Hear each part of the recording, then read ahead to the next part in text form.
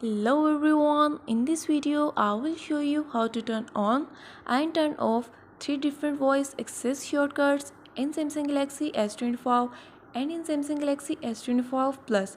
Before starting this video, please subscribe for more videos and watch complete video.